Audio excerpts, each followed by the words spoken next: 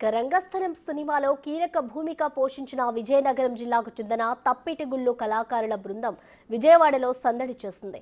BJP ఆధ్వర్యంలో నిర్వహించిన సంచార జాతుల సంక్షేమ కార్యక్రమంలో తప్పిటిగుళ్ళు కళాకారులు ప్రదర్శన చేశారు. ఏడాదిలో కొన్ని రోజులు మాత్రమే ఉపాధి ఉంటుందని, ప్రభుత్వాలు తమను ఆదుకోవాలని కోరుతున్నారు. తరతరాలుగా ఇదే వృత్తిని నమ్ముకొని ఉన్నామంటూ పెన్షన్ ఇవ్వాలని కోరుతున్నారు.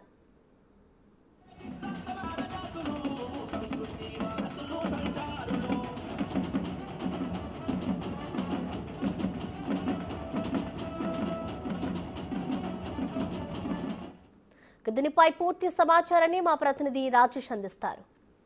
ఆంధ్రప్రదేశ్ బీజేపీ ఆధ్వర్యంలో విజయవాడ నిర్వహిస్తున్నటువంటి సంచార జాతుల కార్యక్రమంలో విజయనగరానికి సంబంధించినటువంటి తప్పిడిగుళ్ళు కూడా వచ్చారు. వాళ్ళు కూడా ఇక్కడ తమ ప్రదర్శన చేశారు. ఒకసారి మీరు చూడవచ్చు, వీళ్ళంతా కూడా విజయనగరానికి సంబంధించినటువంటి తప్పిడిగాళ్ళు ఒకసారి వాళ్ళ కళను కూడా ప్రదర్శిస్తారు.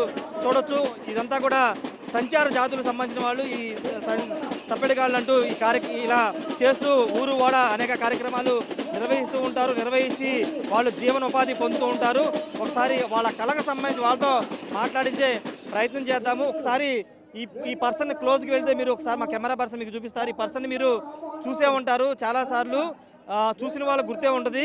రంగస్థలం సినిమాలో చిట్టిబాబు అన్నయ్య కుమార్ బాబుని చంపిన తర్వాత ఆ చిట్టిబాబుకి ఎవరు చంపారనే క్లూని ఈ నోటి ద్వారానే వచ్చింది. అది రంగస్థలం సినిమా చూసిన వాళ్ళందరూ కూడా గుర్తే ఉంటుంది.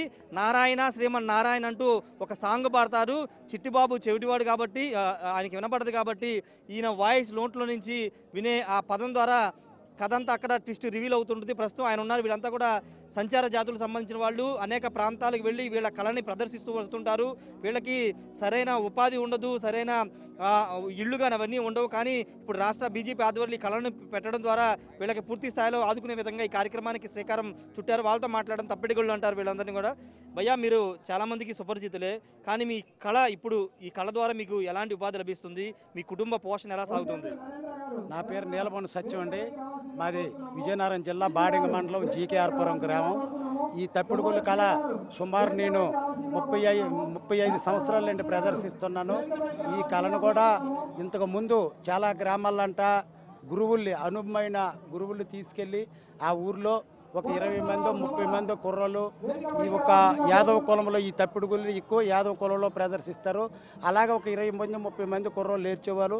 వాళ్ళు అప్పుడు ఈ మా ఒక గ్రామాలంటూ కూడా గొర్రెలు మేకలు ఉండేవి. సంవత్సరానికి మనిషికి ఒక గొర్రె ఇచ్చేసి మాకు ఉపాధి ఉన్నట్టుగా వాళ్ళు ఈ కళలు నేర్చుకున్నట్టుగా అలాగే సంవత్సరం పాటు ఒక 20-30 మంది కుర్రలు చెప్పాలి. వాళ్ళు కొన్ని గ్రామాలు వెళ్ళి ప్రదర్శించారు. వాళ్ళకి ఉపాధి అయ్యింది, మాకు ఉపాధి అయ్యింది. ఇప్పుడు నేటికి ఇంచుమించు ఒక 15 సంవత్సరాల నుండి ఈ కళను ఎవరు నేర్చుకోలేదు. ఊర్లంటూ కూడా గొర్రెలు మేకలు లేవు. పెద్ద పెద్ద వాటికి జబ్బులు వచ్చి సావులు వచ్చి చనిపోయినాయి ఎక్కువగా. ఆ ఉన్న గొర్రెలు ఎక్కడ ఎవరికో ఊర్లోనూ ఒక 5గురికో 3గురికో ఉన్నాయి. ఆ గొర్రెలు లేక మీరు ఈ కళను ప్రదర్శిస్తే మీకు డబ్బులు ఎంత ఇస్తారు? ఈ కళను కానీ మేము ప్రదర్శిస్తే మాకు రోజుకి మనిషికి 1000 రూపాయలు లెక్క ఇస్తారు. ఏదో దూరం గ్రామాలు వెళ్తే. అలాగే మా దగ్గర ఊర్లు అయితే రోజుకు ఒక 500-400 దగ్గర తప్పదు, ఎలాగైనా ప్రదర్శించాలి. అంటే ఎన్ని రోజులు ఉంటుంది మీకు? నిత్యం ఉంటుందా లేకపోతే అప్పుడప్పుడు పండగల కాటికేనా? మాకు నిత్యం ఉండదండి. ఇది ఏంటంటే దేవుడి సంబరాలు ఉంటాయి 2వ నెలలోనూ. రాముల వారి సంబరాలు 2వ నెల, 3వ నెల, 4వ నెల సింహాద్రప్పన్న సంబరాలు. అలాగే మా యాదవ కులంలోకి గంగాదేవి పండుగ అని గావు పండుగ చేస్తారు. అలాగే ఈ మూడు మాసాల్లోనే ఇది ఉంటుంది.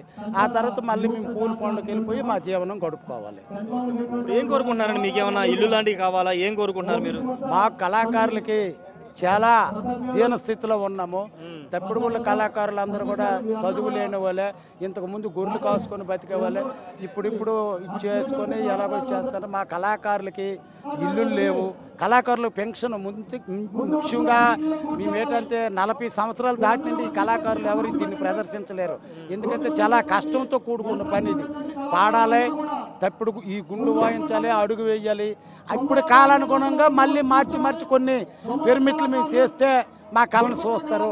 అలాగే 40 సంవత్సరాలు దాటిన వరకల్లా కళాకారులు కానీ కేంద్ర గవర్నమెంట్ కానీ మన రాష్ట్ర గవర్నమెంట్ కానీ ప్రతి కళాకారుడికి మనిషికి సుమారు ఒక 4000-5000 రూపాయలు పెన్షన్ ఇప్పించాలని కోరుకుంటున్నాం.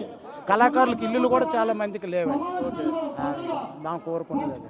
ఇది ఈ కళాకారులకైతే సరైన ఉపాధి లేదని చెప్తున్నారు. పండగలు అదేవిధంగా ఏదైనా కార్యక్రమం ఉన్నప్పుడు మాత్రమే తమను పిలుస్తారు. వచ్చే డబ్బులతో కుటుంబాన్ని పోషణ కష్టం అవుతుంది. పెన్షన్ కూడా ఇవ్వాలి ఈ కళాకారులకు అని చెప్తున్నారు. 40 సంవత్సరాల పైన వాళ్ళు ఎవరు ఈ కళను ప్రదర్శించలేరు, చాలా కష్టంతో కూడుతుంది. కాబట్టి కళాకారులకి పెన్షన్ కూడా ఇవ్వాలి, మనం ఆదుకోవాలని ఉన్నటువంటి తప్పిడిగాళ్ళకు సంబంధించినటువంటి కళాకారులు అయితే చెప్తున్నారు. Camera person Vishwanath, Rajesh big TV Vijayawada.